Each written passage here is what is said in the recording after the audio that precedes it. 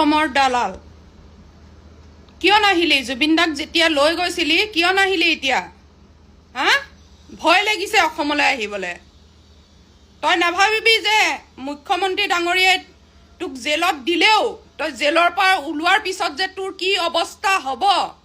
তই ভাবিছনে নাই হা তই আমাৰ অতি মৰমৰ আজি গোটেই দেশে কান্দিছে অসমবাসীয়ে কান্দিছে আৰু তই কি ভুল কৰিলি কি পাপ কৰিলি অকমান চৰম আছে যদি তোৰ মুখেৰে এটা বাক্য নুশুনিলো টকা লোভিয়া দালাল তই আজি টকাৰ লোভত আমাৰ জুবিন দাক আমাৰ মাজৰ পৰা হেৰুৱাই পেলালি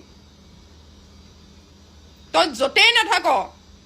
তই পাপত ডুবি ডুবি তিল তিল তিল তিলকৈ মৰিব লাগিব আৰু মেনেজাৰ ডাঙৰীয়া আপোনাক চেলুট মাৰিছো যিটো সময়ত আপুনি প্ৰত্যেকটো মুহূৰ্ততে আপুনি প্ৰত্যেকটো ইনষ্টাগ্ৰাম ফেচবুকৰ পৰা আদি কৰি প্ৰত্যেকটো মুহূৰ্ততে গুগল পে'লৈকে আপুনি থাকে তেওঁৰ লগত যেতিয়া থাকে পানীত নামিবলৈ আপুনি দিছিলে কিয় তেওঁ যেতিয়া অস্থিৰ হৈ গৈছিলে ভিডিঅ'টোত আমি চাইছো সকলোৱে আমি দিল্লীত থাকিব পৰা নাই আমি দিল্লীত থাকিও আমাৰ মনটো অসমত আছে হৃদয়ৰ পৰাটো কেতিয়াও উলিয়াব কোনেও নোৱাৰে জুবিন দাক কিন্তু তহঁতি কেনেকে আছ ভদ্ৰতাৰ মুখা পিন্ধা তই কিহৰ মেনেজাৰ আছিলি তই যদি জুবিন দাক যদি প্ৰটেকশ্যনে দিব নোৱাৰ নিছিলি কিয় তহঁতি অসমৰ দালাল খাই পেলালি তহঁতি খাই পেলালি জুবিন দাক তহঁতি কেতিয়াও শান্তি নাপাও জীৱনত গম পাইছ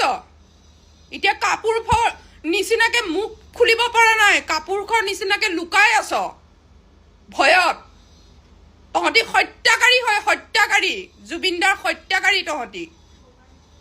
আৰু যোনকেইটাই দূৰৰ পৰা ভুকি আছ লালু পাঞ্জু কেইটাই ভুকি থকা কেইটাক কৈছো চা পাৰ মুচৰা দি মাৰিম জুবিন দাৰ কাৰণে যাবলগীয়া হ'লে যদি জেলত যাবলগীয়া হয় যাবলৈ বাধ্য হৈ যাম গম পাইছ আৰু ভুকি থকা নাই